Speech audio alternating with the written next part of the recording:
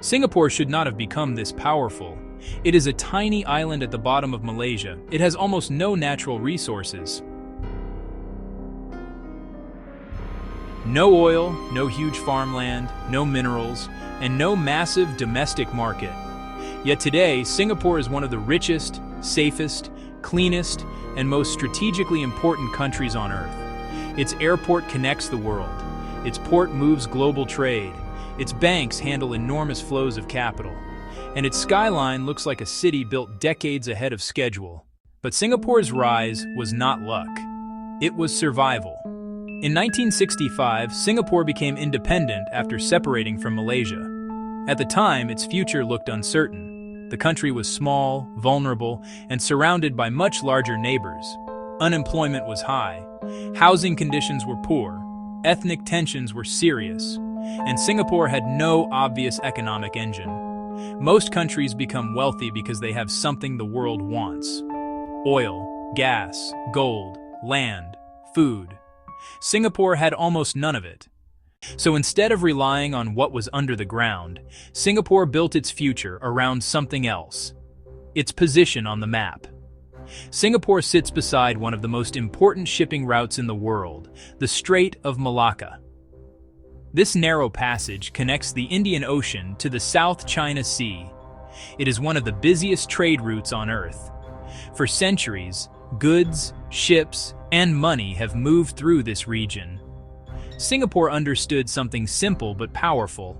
It could not become rich by being big. So it had to become rich by being useful.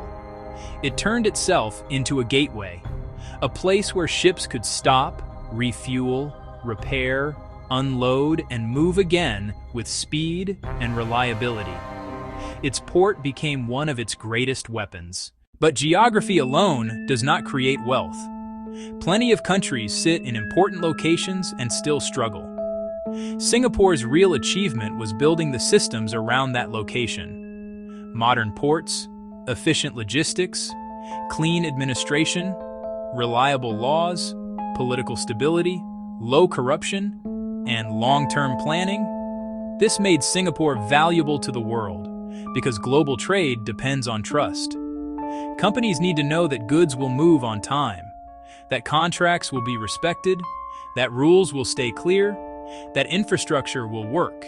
Singapore became a place where things worked, and that reputation became extremely profitable. But trade was only the beginning. Singapore also invested heavily in its own people. Education improved. Public housing transformed living conditions. Infrastructure expanded. The workforce became more skilled.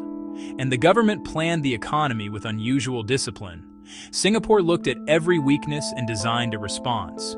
No land, build upwards. No resources, attract foreign capital.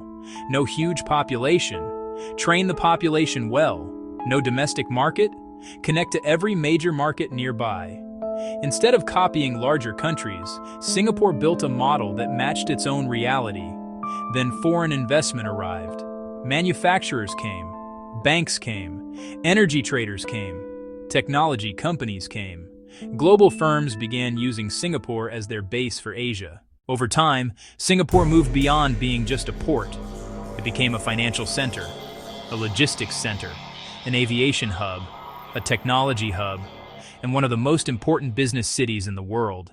Today, Singapore can look effortless. The skyline is clean, the airport is world-class, the streets are orderly, the economy is advanced. But underneath that image is a harsher truth. Singapore became rich because it had very little room for failure. It was too small to be careless, too exposed to be unstable, too resource-poor to waste time. Its success came from pressure, the pressure to survive, and that pressure forced Singapore to become one of the most disciplined economic machines in modern history. The story of Singapore is not just about money, it is about turning weakness into strategy. A country with no resources became a resource. A tiny island became a global crossroads. A vulnerable state became a symbol of stability. Singapore did not become powerful because it was big. It became powerful because it became indispensable.